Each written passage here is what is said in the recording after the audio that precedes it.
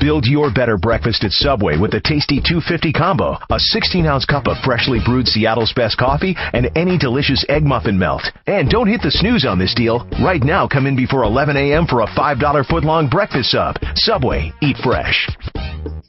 The BS Report is a free-flowing conversation that occasionally touches on mature subjects. First of all, This is the BS Report with Bill Simmons. it might be cool, I don't know. And if it's not, I don't The care. BS Report with Bill Simmons. Bill Simmons works for ESPN. He's also named the Sports Guy, and he writes a comical sports column. He must be a popular dude. The BS Report. It's got a real dirty sound, like a rusty steak knife cutting through a well-aged steak. Now.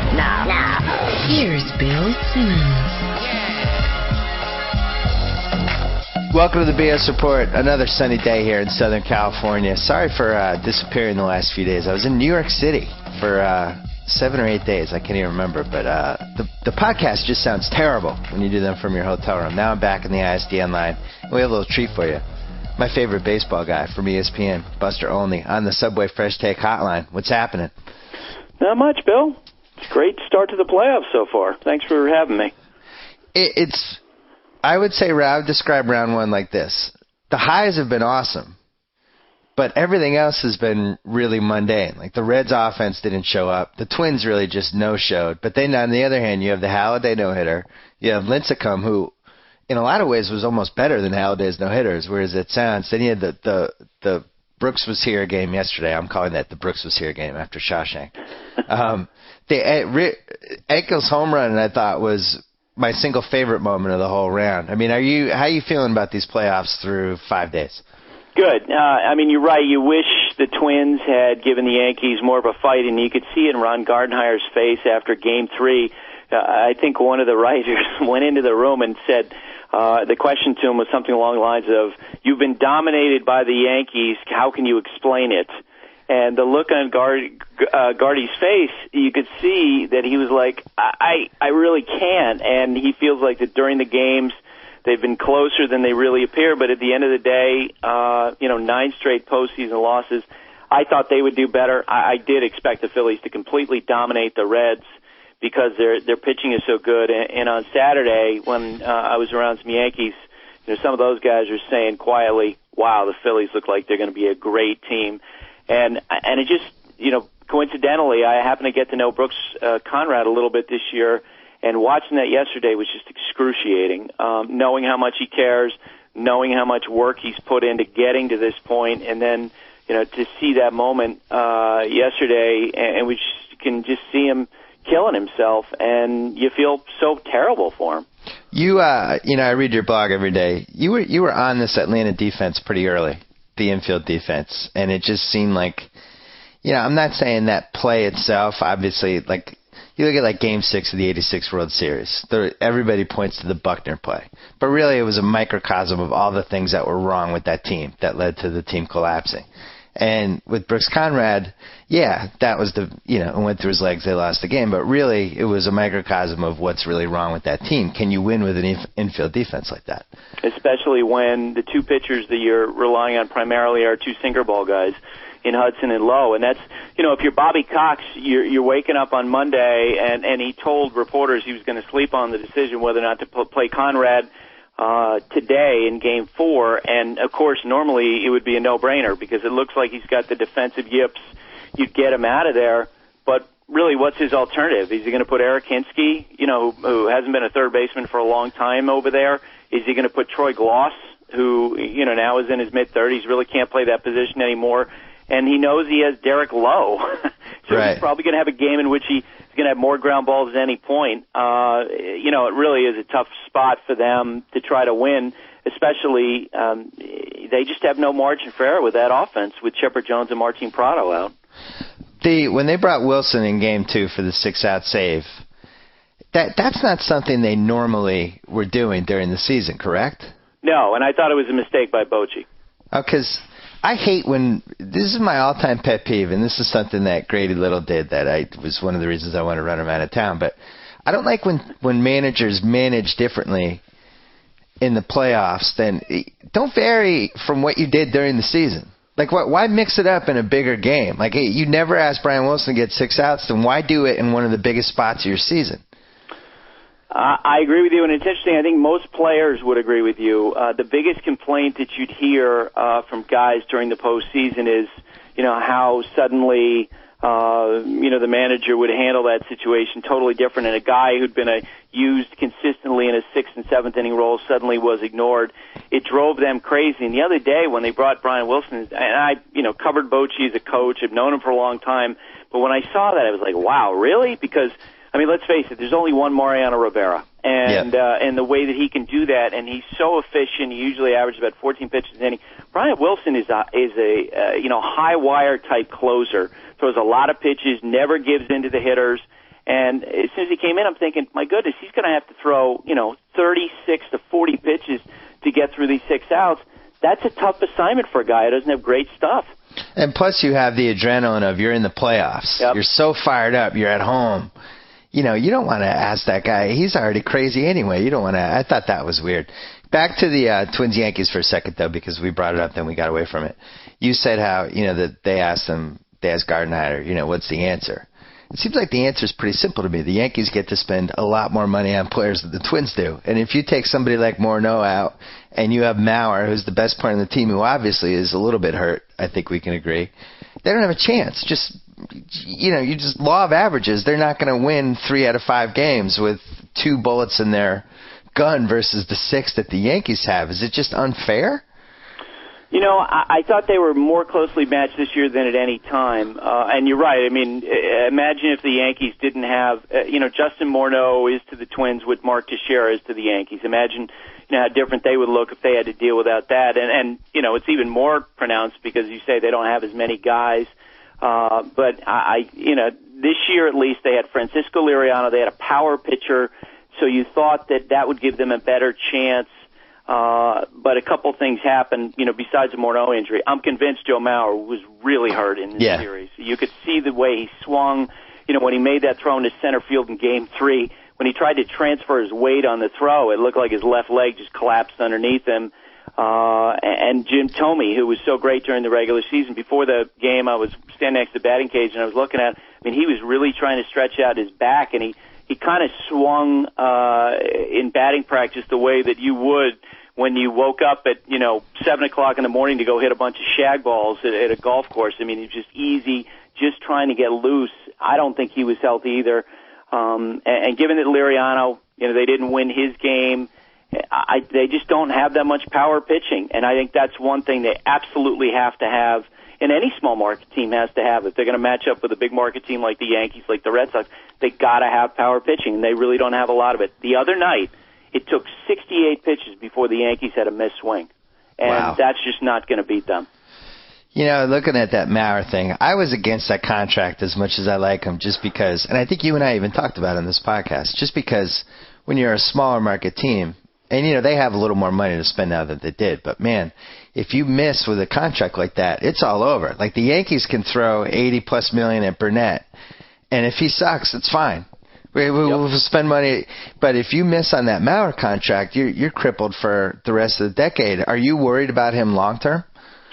I don't think there's any question that the Twins should be worried because of the production that they got this year. Look, he hit 323. He's a great team leader, great catcher, and all that.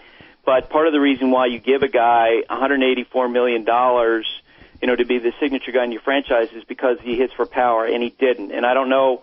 We don't know yet if it's the ballpark, if it's the knee, but I don't think there's any question that there's a big red flag over the situation right now. And it's interesting. I'll read, columns or, I'll get emails from people saying the Padres have to lock up Adrian Gonzalez, and it's crazy. You cannot, if you're going to have a $50 million payroll, you cannot give that guy a Mark Teixeira-like contract. And that's probably what he's going to get from the Red Sox or some other team because, as you say, it locks down your payroll. If the guy gets hurt, you're absolutely dead in the water. Look what happened to Colorado for the first, 6-7 years of Todd Helton's contract. Yeah. He just, even as productive as he was, he tied up so much payroll, he basically ruined their flexibility and their effort to compete. And this is why I think Tampa is in a really good spot. And this isn't... This doesn't remind me of like the Pirates in '92 or Oakland in the earlier part of last decade. Or they can let some of these guys go, and they have the horses to put right in. They don't need to spend $20 million a year on Carl Crawford, right? They can just let those guys go. Well, right, and they're going to have to. And I think Andrew Friedman, their GM, I mean, he probably right now, if you were to give a ranking among people in the industry, okay, who is sort of like considered to be the gold standard right now of general managers, it would be Andrew Friedman. Yeah. The Mets had some conversations about him being a guy, that they would go after. He's kind of like the way Theo was after 2004. And what Andrew absolutely has devoted himself to is the idea of continually running power pitchers down the pipeline. And that's the lifeblood of a small market team. So they can let Crawford go, and they're going to let Pena go, I'm sure. They might trade James Shields this winter because he's getting more expensive. But they have, guys like Jeremy Hellickson and Wade Davis coming down the line. Well, and the other thing is if you draft well, it actually really is a competitive advantage because Crawford turns into 2 high draft picks, right? Yep. Pena, what do they get, 1 pick for him? Well, they probably wouldn't offer him arbitration because he was so bad. So they let him go. They couldn't recoup the draft picks. But yeah, generally, Crawford definitely gets flipped into 2. I think Rafael Soriano, their great closer who they traded for last winter, is now going to be represented by Scott Boras. I think he's probably going to get 2 draft picks as well. And this is a situation the Red Sox are in because if somebody's going to try to blow Beltre out of the water with a big contract and you have the flexibility to just move Youkilis to third base and maybe go a little cheaper with first base or play Victor there half the time or whatever, maybe you do take those picks for Beltre. The other thing, too, is I think that, we've seen Scott Boras in the Teixeira thing absolutely crush the Red Sox because of the way that he always drags these things out. I mean, I know you full well remember... Yeah. They waited on Teixeira. When he picked the Yankees, they sat there with nothing left to do in the wintertime. And I think the way that the free agent market's going to play out will really work well for them because I've heard all over the place, they are going to go nuts to try to get Carl Crawford. Right. And if they lose out on that, and generally speaking, his agents will move faster than some of the other guys. So if they miss out on that, if the Angels sign him, the White Sox sign him, Tigers sign him, then, maybe Adrian Beltre would be a plan B for them. And so I actually think the way it's setting up is pretty good. The big concern, you and I have talked about this, big concerns about how much money they have invested in Josh Beckett and John Lackey as they move forward. Big concerns. I go to sleep at night thinking about it. The Lackey thing, and I think the Yankees did this with Burnett too. Sometimes you're paying like $160 million for CeCe, or you're paying $180 for Teixeira, and obviously it's a ridiculous price. But the bottom line is you're getting those guys on your team. You have CeCe Sabathia, who's going to go out every year and win 18 to 22 games and be able to throw 240 innings, and it seems like teams get in trouble when they go for those second tier big money guys. Like I think the Vernon Wells contract is the most famously awful contract.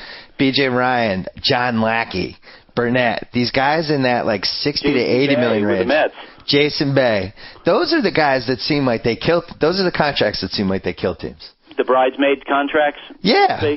Yeah. That might be where you're desperate. I'm fascinated by the Crawford situation in that regard because Jason Worth is generally regarded as the second best free agent position player out there. He's represented by Scott Boras. There's already been noise he's going to be looking for $120 million. I think Jason Worth is a really fine player, and I'm going to be fascinated to see if some team actually steps up to that point and gets desperate if they lose out on the Crawford thing. If the Angels lose out to the Red Sox, do they go crazy to get Jason Worth? I think that's where the mistake can be made.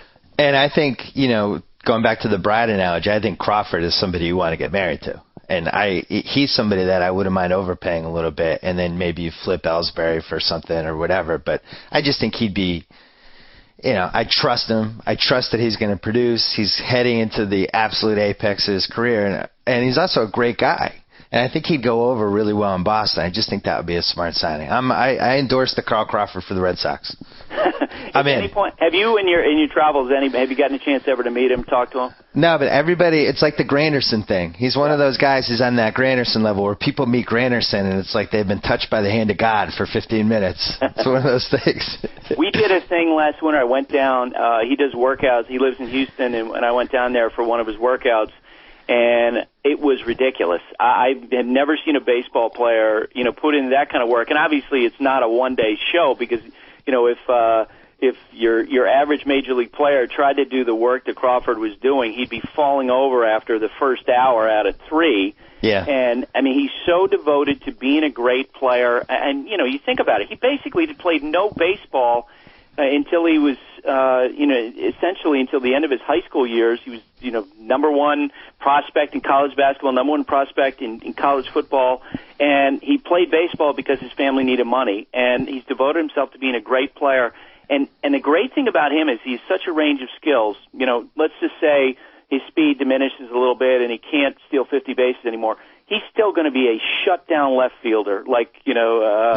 At him in Fenway Park, I was talking about this with the scout last week. We always talked about how Manny Ramirez played left field well, and nothing would fall out there as fast as he is, as good as he is.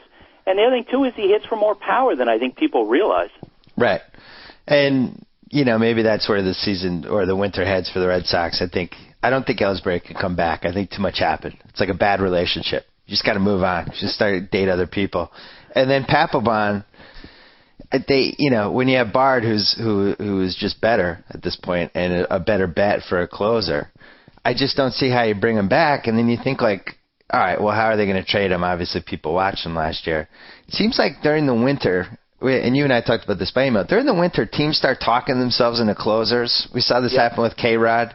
K-Rod was on Anaheim that last season. People are like, if he thinks he's going to get a big contract, he's got another thing coming. And then by the time it was, Christmas, people are throwing money at him. And I think Papelbon will be the same way. I think the National League teams will somebody will talk themselves into him. Or you disagree?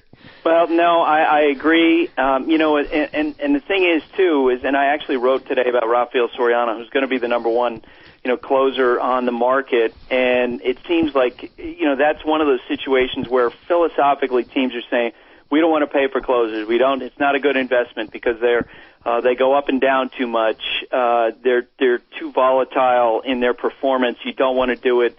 And as you say, somebody gets desperate and somebody winds up with a big contract. And I actually was kind of wondering, about the Red Sox, Theo talking about we have to fix the bullpen. Now, I would imagine that there are times when Bard pitched this year where you look at it and say, boy, I'd want at least some structure around him. So if you decide you're going to trade Papelbon, how are you going to get that structure around him? And I wondered, I don't think they would do it because Theo is sort of out of that sabermetric crowd where they don't value closers high. I wondered if they're going to be the team that's going to be aggressive on Soriano. I doubt it. Oh. But if you're talking about building up a structure and wanting to move Papelbon out and trying to build up a structure around Bard, that would be the best guy to do it, but he would be expensive. Yeah, I mean, if you look at the advanced metrics on Bard, and they don't measure up to what I watched during the season because I felt like he could come in and make anybody swing and miss. And he did have a couple meltdowns along the way, but ultimately he has the kind of things you're looking for in a closer. But I would be fine with him being a setup guy. I want to go back to Tampa for a second. I'm in this ridiculously dorky AL keeper league, which just, we have minor leaguers, all that stuff. James Shields was terrible. Yeah, he was somebody. He was on our team, and we were able to trade him for a number 2 pick, and we were so happy to get rid of him. And he was just bad the whole year. How does this guy forget about starting game 2, which I thought was really strange because you're down 0-1? How does this guy even get a playoff start? I was surprised too that happened, given some of the alternatives that they had. I know that the reason why they started him in game 2 was because they wanted him to pitch at home. They thought because of all the home runs that he's allowed that he would not have thrown well in Texas. But even that, I thought they overthought it. And I don't know this, but it's in the back of my mind. I do think that, in the way that the Rays do things, and you saw they traded Scott Kazmir just before he really fell apart. Right. If in the back of their minds are saying, you know what? If we don't start him in the postseason, it is going to raise such a white flag beyond what his performance is. and we don't want to diminish him as an asset. I can't possibly prove that. No one would ever admit to it, but I've wondered if that was part of the decision-making process, because if you start Wade Davis and Jeff Neiman ahead of him and put James Shields at the back of your bullpen, you're really hurting yourself when you go out in the market and say, hey, who's interested in trading for James Shields? And the other funny thing is, even Hellickson I would have rather seen start that game, who didn't even make their postseason roster. But James Shields was like number 5 or number 6, who I would have wanted to start, a must-win game. I just think all year he didn't look good. I don't know what made them think. I just, first of all, I can't believe Garza didn't start game 2. Because he's good at home. He kind of rises to the occasion if he has a crowd. And I think he's just can go lights out on anybody. So if you're going to sacrifice Shields, do it in game 3 that you're going to lose probably. Yeah, and, I think probably the reason why they didn't start Hellickson was because he had, basically been a month since he last started a game. I have him in a keeper league, by the way. Yeah. And boy, does he have poise. But I'm sure that was part of that decision-making process. And the fact that, Joe Madden, will sell anything, I think, if he's asked to sell something. So he went out there, James Shields, our guy. He's a game 2 starter. And then as soon as he got in trouble in the 5th inning, they yanked him out with a two-run deficit. And you're thinking, boy, they didn't go into this with a lot of conviction either. Yeah. I'm with you. I would have started, Garza in game 2. And, I'm going to be fascinated how it turns out, because I do think that at the end of this year, let's face it, with Crawford leaving, they're not probably going to have as much talent next year. And I had a GM say this to me last week, and I thought it was absolutely right on the mark, that this group of Tampa Bay players, they will look back on these, 3 years they've had together and say, you know what, we probably should have accomplished more given the level of talent we had on this team. It sounds crazy to say about a small market team. Yeah. Man, they have so much talent. Yeah, and then, I like Desmond Jennings. I think he's going to at least give them some of the things Crawford was giving them, and he's got the upside, and he's young, and he'll give them a little energy, and I think Hellickson can come right in. So I think next year, I think they're going to be right around the same level, unless they lose Soriano. Because the one thing I'd say about it, Crawford is so important for their energy level, on True. a daily basis, and he's such a grinder. And I know, some scouts who follow them think that that's the big question. Who's going to be, besides Longoria, who's going to be the guy who's going to push that team on a daily basis? The other weird thing about that team is it seems like their offense would just disappear all at the same time. And we saw how many no-hitters or near no-hitters was their offense involved with. Like 8 or 9? Yeah, so everybody was picking them like, World Series, you got to watch out for these guys. And I was thinking, like, man, it seems like their offense just goes away, and they have no control over when it goes away or not. That's not a team I want in the postseason. I just always thought it was going to be the Yanks and the Phillies. It just seemed like this is just one of those years. Did that feel that way to you? It just felt like from July on we were just headed there.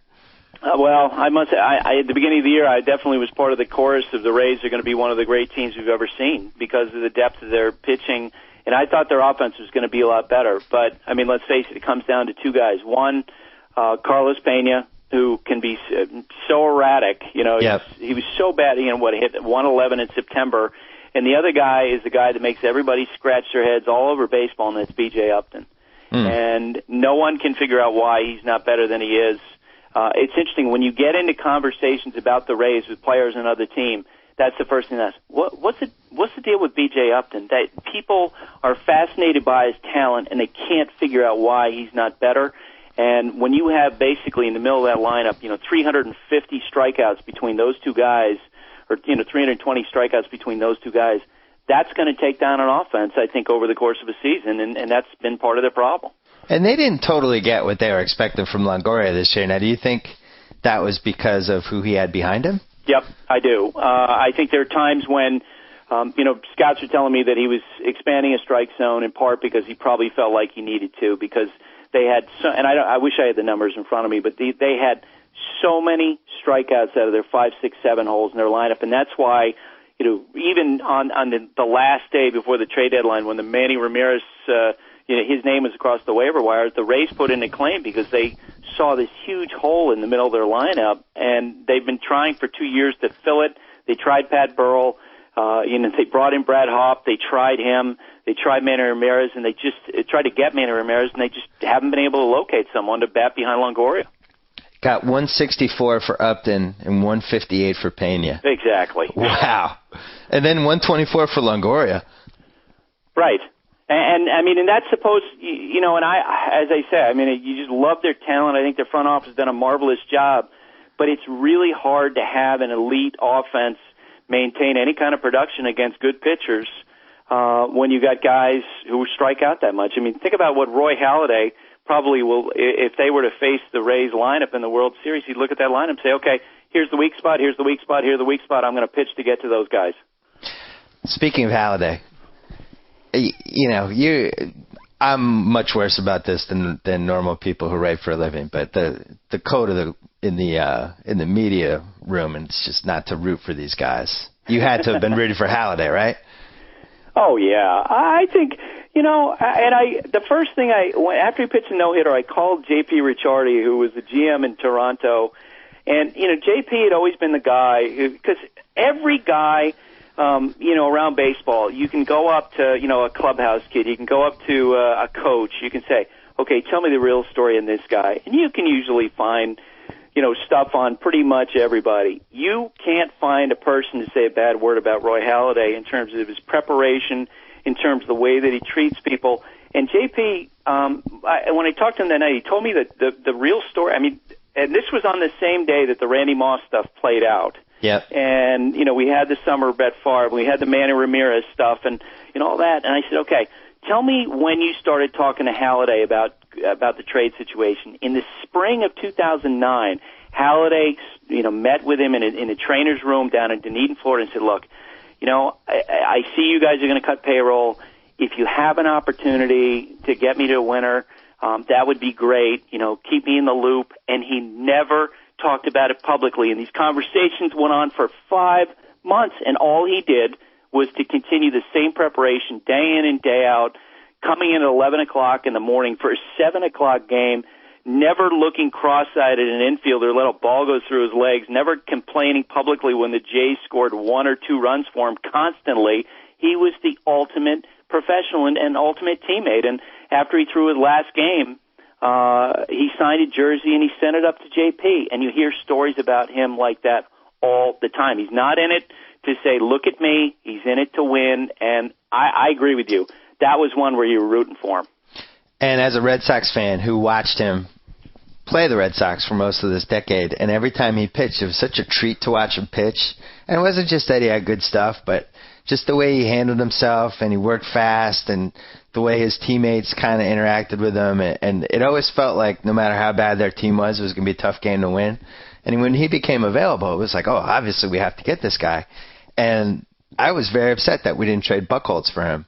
But now you look at what Buchholz did last year, and you think of, you know, there would have had to be more than just Buchholz in the trade, obviously. I don't know. It's a tough one. Did the Red Sox make a mistake? I don't know. Probably not. No, you know, given the level of money, you can understand why there's pause. On the other hand, it's funny because JP's perspective from someone is someone who saw him basically every day. And as he's getting offers, these minimal offers from the Yankees and from the Dodgers and from the Rangers and the Philly and other teams in the summer 2009, he told me, I remember during the process, he was like, I'm trying to tell them, it's Roy Halladay. Right. Are you kidding me? This is the plow horse of baseball. And, you know, in the end, when you look at what the Jays got, not to say that they should have done better, but when you measure that against what Halladay is now as a pitcher and what he's already meant to the Phillies, it's not even close. Well, then you think about the Red Sox, so they don't get him, they keep Buchholz. They end up signing Lackey, and they gave up picks. They gave up picks for that, right? Yeah. So it came down to Roy Halladay and picks for Clay Buchholz and John Lackey, or Roy Halladay and picks and whatever else I guess there would have been more stuff in the trade, but just pretty interesting. It was one of those. The Red Sox have had a couple fork in the roads moment because I think Teixeira was obviously another huge big one, and I'm not sure the Yankees win in 2009. What would have been their plan B if they had gotten outbid for him?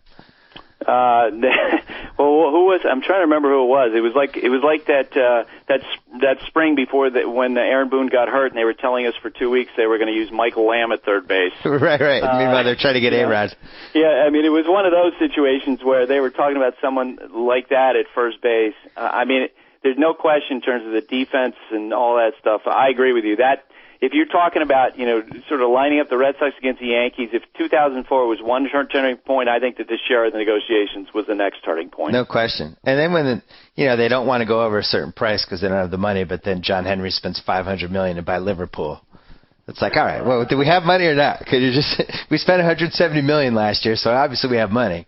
So I just think it's the Red Sox are the one team that shouldn't complain about how much money the Yankees spend, because the Yankees obviously spend more, but the Red Sox are still spending more than 27 teams in the league.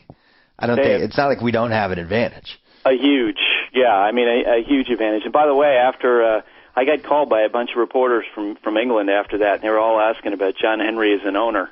Yeah. And, how is he going to be? Because I think after the Tom Hicks experience, the expectation is that he's going to run the franchise into the ground. And it was every question was sort of viewed through the prism of he's going to blow it, right? He's going to be terrible, right? I actually think he'll be good because. So do I. I felt like I was trying to convince them of something that they were never going to believe. The one thing that you can't argue that he did was him and the rest of the guys, they turned Fenway Park into a money machine, which nobody thought was possible. And they rebranded the team, and now it's what do you think? It's worth twice as much as they paid for it at this point?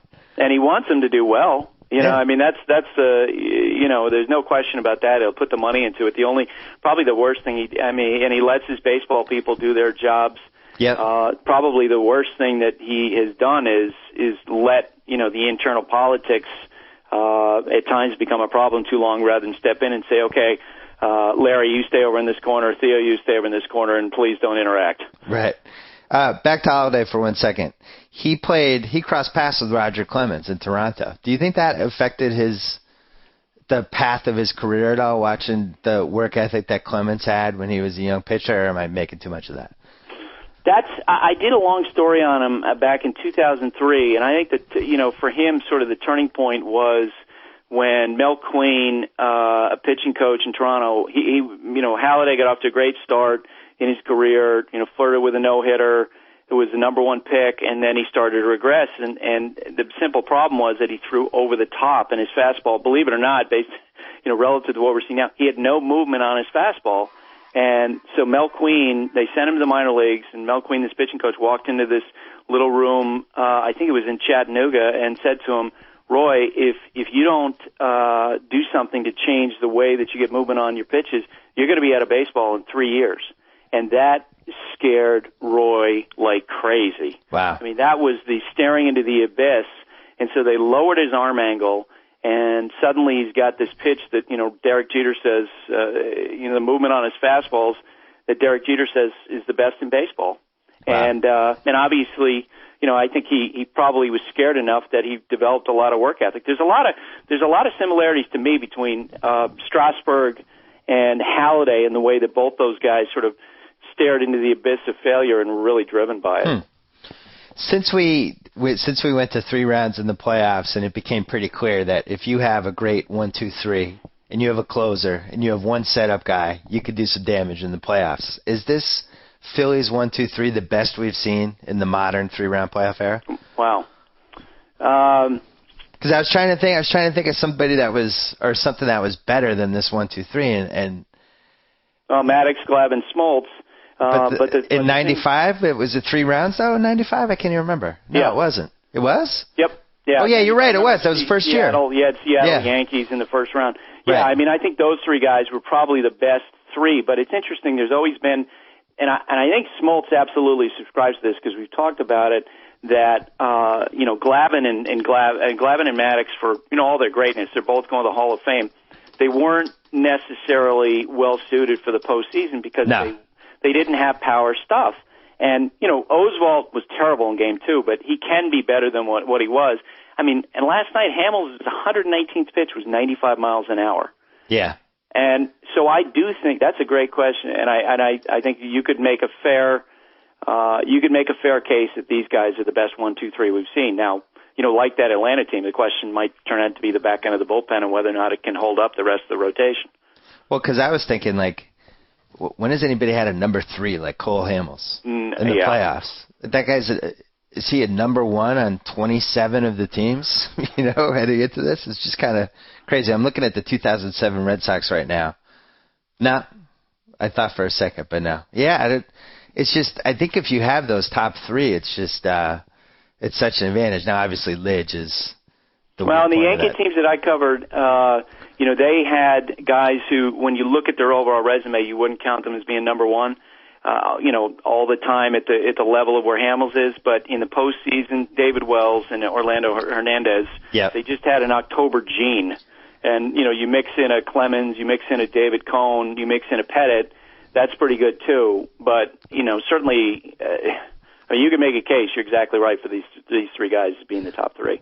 I've been giving crap to my Yankee fan friends, and I actually don't believe this between us, but it's fun to give them crap that the Yankees intentionally ducked the Rangers to play the Twins because they knew they'd beat the Twins, and that's why they had the 6-13 stretch, because they had a team meeting, and they were like, yeah, we don't want to play Texas. Let's. Obviously, they didn't do that, but how did the Yankees continually luck out with this stuff? Texas would have been a terrible matchup for them. I'm not saying they wouldn't have beaten them, but, man, going against Cliff Lee in Game 1, it just, I'm so frustrated. Well, and do not, first off, I agree with you, and I said I did some SportsCenter stuff on Sunday, and I said, let's talk about how the Yankees are rooting like crazy today for the Rays to win so they can make sure that they don't see Cliff Lee in a game. Again, it always works out for them, always. Now that Lee and Price are pitching against each other. Exactly. Well, and do not, no one can overstate how the Yankees are concerned about Cliff Lee. Last 5 starts against them, 4-0, 2.97 ERA, dominated them in the World Series last year. And Brian Cashman, generally speaking, the Yankees general manager, has been, very conservative when it comes to trading prospects over the last 3 or 4 years. He was willing to give up his number one pick in the middle of this, number one player in the minor leagues, Jesus Montero, to get Cliff Lee to make sure that they didn't see him in October. And I guarantee you that yesterday that Cashman was sitting at home rooting like crazy for Lee to not be able in position to pitch Game 1 or Game 2 because they're concerned about him. And they actually were so close to the point that they were thinking they were going to get him that Lee's wife and CeCe Sabathia's wife were sharing information about or talking on the phone about, okay, when you come here and you're traded the Yankees, this is where you're going to live. The Yankees thought they had him in that trade, and instead, let's face it, they go into Tuesday night probably with a coin flip as to whether or not they're going to have to face him. And the other interesting part of that story is that Texas, they thought they were sending Cliff Lee to the Yankees. Oh, no, I'm sorry, Seattle. And then Texas came in the last minute. They finally said, all right, Justin Smoke, he's on the table. And Seattle's like, oh, Justin Smoke, and they went for that. And then Smoke had a really bad second half of the season. I know this because he's on my AL League of Dorks team. Mine too. And Montero, I think now if you had to do that over again, you'd much rather have Montero, just the way Smoke finished the season. I posed that question to a bunch of scouts in early September, and Montero, after that trade fell apart, and he was not included in the trade, he went crazy. Yep. And he was the best, and remember, he was the youngest player in the International League, and he was dominant down the stretch. And he's going to be a catcher, and he's 3 years younger than Smoke. And I've wondered since the Mariners didn't make that trade if for years to come they're going to regret that. One of the scouts actually said that Montero, with his style of hitting, reminds him a lot of Edgar Martinez. In the way that he covers the whole field.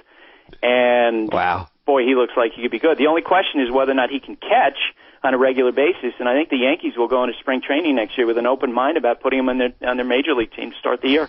We have Seattle sports fans listening to this going, I'm going to listen to this baseball podcast. I'm so depressed about sports. They won't ever, Seattle, there's no way it'll come up. And yet we've depressed them again. Because Montero over Justin Smoke is potentially going to come back to haunt them. What is it about these under 25 catchers that are just coming at, like Buster Posey?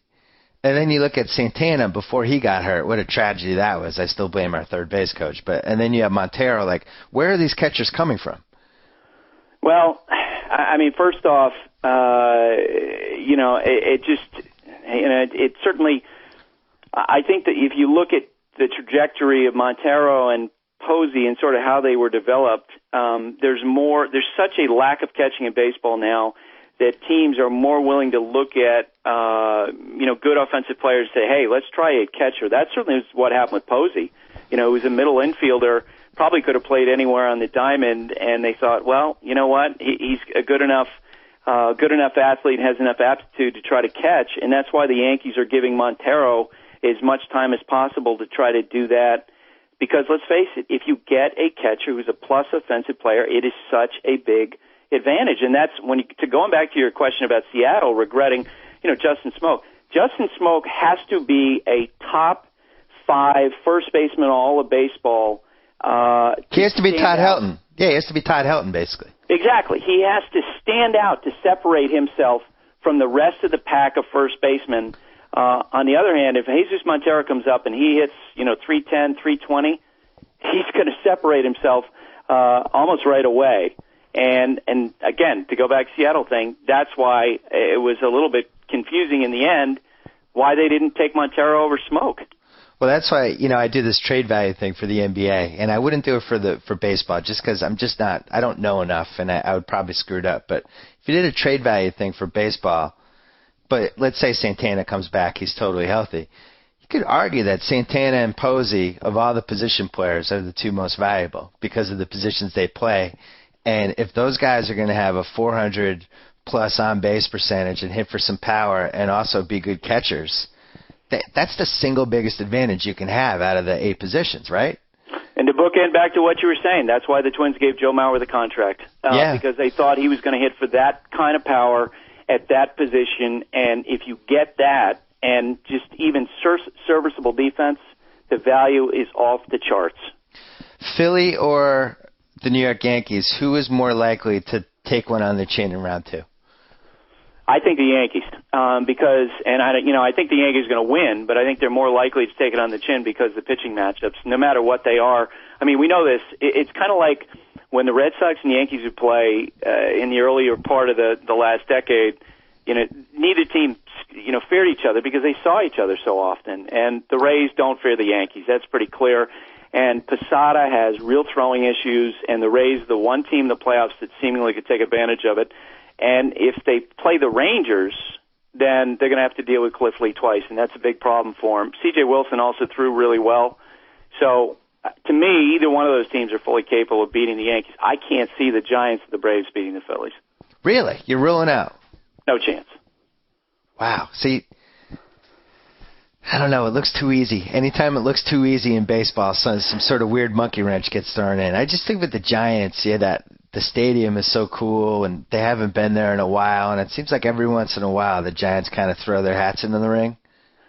Yeah, but the Giants, remember that Red Sox team like in '95 when they had like Kevin Mitchell playing right field, yeah. Daco playing left field? It was like a softball team. Yeah. That's the way the Giants are right now. They got Pablo Sandoval, probably weighs 280 pounds, playing third base. They got Uribe, who probably should be a utility guy, playing shortstop, and he's like their defensive stalwart. They got Aubrey Huff, who would probably be better suited as a DH playing first base. I mean, they are so poor defensively in terms of their range. I just can't see them beating the Phillies. And unfortunately, the Rangers, their best chance was finishing the series in 4, so they could have potentially started. Could they start him 3 times with the No, Bears? They wouldn't anyway. He never pitched on a short rest his whole career. Okay. And you remember during the World Series last year that was brought up, and the word came down basically. No, he doesn't do that. So Philly versus New York, who do you favor? Sounds like Philly. Yeah, I would, because they're 3 guys are going so well, and as good as Pettit and Hughes were, you wonder about Pettit, zigzagging, going back the other way, and let's face it, facing the Phillies right now is probably a different kind of test than facing the Twins with a banged up Bauer and no more no. I know you're not totally unbiased on this because you like Pettit, but at what point does he start to get a little bit of Hall of Fame buzz? He's gotten a little bit of Hall of Fame buzz now, but he's never getting in because he's got the PED thing on his resume.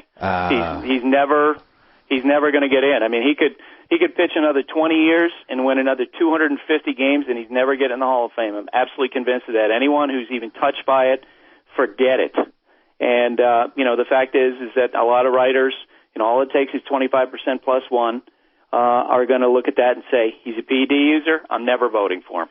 Well, I've written about this, but I think that's ridiculous. Just put it on the plaque. I'm with you. I agree 100%. And that, I voted for McGuire every year, and I'll vote for Bonds, and I'll vote for Clemens, and it was all part of the era. We're going to have a baseball Hall of Fame without Barry Bonds, Roger Clemens, and Mark McGuire? I mean, that's just insane. What's the point of having one then? I'm going to take my son there, and those guys aren't going to be there? And Pete Rose. And you know what? Why not just split it up and say, okay, this is a group of plaques from the 87 to 2010 era, and and they have general language at the top of that and say this is during a time that a lot of players were thought to be using performance-enhancing drugs, and then if there's any specifics, put it on the plaque, as you say. Mark McGuire, you hit 583 homers or 586 homers and acknowledge using steroids. A-Rod's going to have 810 homers career, and he's not going to be in there? He's not going to be in the Hall of Fame. I've talked to so many of my colleagues because I'll say to them, who've taken this stance, and I'm like, okay, so what are you going to do when this guy comes up who probably did use it, and they said, well, I'm just not going to vote for him. I said, but where's your proof?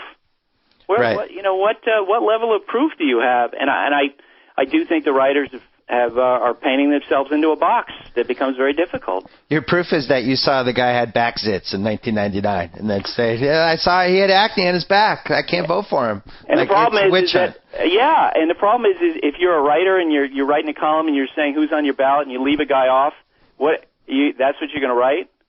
Yeah. I thought he had back zits, so I think I'm not going to vote for him. That's a pretty slippery slope. All right, 2 quick last questions, then you have to go. Mariano Rivera, how long can this continue? This should be over by now. This guy should not be in my life. If you watch him in spring training, it's very funny that they have the pitchers run, and most of them look like plow horses again. I mean, Roger looked like a Clydesdale. Roger Clemens and Pettit would look that way. Rivera just is a completely different type of athlete. The best center fielder in baseball in the late 90s, or in the American League, was Mariano Rivera. If you go before a game and watch him shag fly balls, he'll run all over the place. He's incredible, and I think that's going to give him a chance to have longevity. Here's the other thing, too. He really loves the game to the point that in spring training, he was joking around with some of the clubhouse guys, and people just love him. Who work for the team because they say he hasn't changed. And I said, you're going to be like Yogi Berra, aren't you? You're going to be like 85 years old and coming through the clubhouse and throwing out the first pitch. You're going to be Lucky Charm. And he basically said yes. And so, how long is he going to pitch? It wouldn't shock me if he were still closing games in 2 or 3 years. 2 or 3. I mean, if you gave me that deal, I'd take it now. I'm worried that this guy's going to be here in 2017. Because at some point, it's almost like one of those freak Hollywood actresses that are like 47 and have had no work done but look fantastic, like Diane Lane. Like I saw Secretariat. Diane Lane looks unbelievable. And you think like, she shouldn't look like this anymore. But maybe he's just like that. He's just genetically blessed. And I think emotionally, he's about as clear-headed a guy as there is in baseball. He's not cluttered by, hey, that guy, and I'll tell you a quick story. An agent once told me about how he got a call at 5 o'clock in the morning from one of his clients, and this guy's a star player. And the guy called at 5 o'clock in the morning. He's saying, oh, my God, was he arrested? Was his family in a car accident? What happened? And the guy was quiet for a second. He goes, hey, and I can't say the teammate's name. They'd give him away. Yeah. He said, hey, teammate B got better stuff from Nike than I did. Oh, no. Yeah. And this is a young guy, and I'm thinking – Rivera's on the opposite end of the spectrum in terms of what he worries about. He just enjoys playing baseball in a way that a lot of guys don't let themselves do after a while. All right, last question. Jeter. Wow. I mean, everybody's talked about it. Everybody's wondered how this is going to play out, and it's clear that they have to give him the contract. You just have to, and we're headed toward the Cal Ripken mid-'90s thing where he shouldn't be a shortstop anymore, but he's going to have the one to decide all that stuff. I know that's how it's going to play out. Is there any way, what if he just stinks in the World Series? Give me your number prediction. We say they have to give him a contract. Give me your contract number that you're predicting. 75 for 3 years? I think he gets 3 for 45. I think it's going to be much less than what 3 for 45? He's going to make half as much as Alex Rodriguez? Yep, I do. I believe that because I think if they get into a back and forth over the value of the contract, I think what the Yankees will tell him is, Derek, we love you, and if you want, go out, shop our offer around, and go see if you can get an offer of 3 for $45 from any other team. And, of course, no other team would offer him that. And I also think that during these conversations that there will be some kind of a timeline put in place on him, moving out of shortstop. And my guess would be that... To where, though? Oh, well, they'll put him in left or right field. And I think he'd actually be pretty decent as a left or right fielder. Okay. But I think that, that timeline will be put in place during these negotiations. And if I had to guess, I think he probably will move for the 2012 season. All right, well, I'm going to put myself in Derek Jeter's shoes for a second. I have been the best Yankee for the last 15 years except for Rivera, and that's a good argument in itself. But I'm the captain. I'm the face of the franchise. I've handled myself with class. I'm the leader. All I've done is done good things for your franchise and been the face of it. And, yeah, I'm not quite as good as I was, and I might really be heading downhill. But don't I get, like, one last parachute contract here? I don't think they're going to give him a big parachute at the level that you're talking about, where he's going to make $25 million a year. Now, they may dress it up a little bit with some sort of a personal services thing. He's contracted to throw out the first ball for the next 25 years, and he gets an extra $25 million on top of that. But I don't think they're going to go nutty, crazy in terms of giving him a big contract. Remember, when Jeter passed Lou Gehrig for the most hits in the organization's history, there was a lot of, well, why, how could that be? Well, part of the reason why the Yankees have had success, and you'll testify to this, why the Red Sox were held back for a lot of years, is that the Yankees are very cutthroat. When Babe Ruth stopped playing well, they moved him out. When Joe DiMaggio, wasn't as effective, and they had Mickey Mantle coming, they moved him out. That's generally been their approach, as opposed to what Tom Yawkey did. Reggie, they let Reggie go to the Angels. Exactly, and I think that they certainly value Derek, and they know what he's accomplished for them. But I don't think. I mean, at the beginning of spring training, someone came up to me and said, he'll get 6 years, 150. No way. I think it'll be somewhere in that 3 for $45 range. And again, ask yourself the question: if not the Yankees, who else is going to offer him that kind of money? Well, life is about leverage, as we all know, and this is a case where I guess the only leverage he would have is the New York Mets. And good luck with that one. Good luck with that one, but, if you're the Mets and it's been a disaster and I don't even know if they have a spot for him. But then are you getting Joe Namath then? You might be, but is that a way to steal headlines? Is that an investment that's worth it? Do you just bet that, hey, this guy 2 years ago had an incredible offensive year. He just had a bad year last year. Well, you might take that gamble, but, of course, the risk is that you're going to lock up a premium position. And every other team that Derek, no matter how much longer he plays with the Yankees, 15 years, he's already accomplished. He's already Derek Jeter with the Yankees. He goes any place else, and it's going to be about what is the production along with the image. And I think that's why in the end he'll wind up staying. Great point. Here's my prediction. I think he has a monster year next year. I think he had a really good year last year, and you see this happen in sports sometimes where the guys heading into their mid-30s and they have a good year and they don't realize that they have to start adjusting whatever their routine was, try some new workout stuff, et cetera, et cetera. And he just probably went back this year the same way he always did, but he got a little older.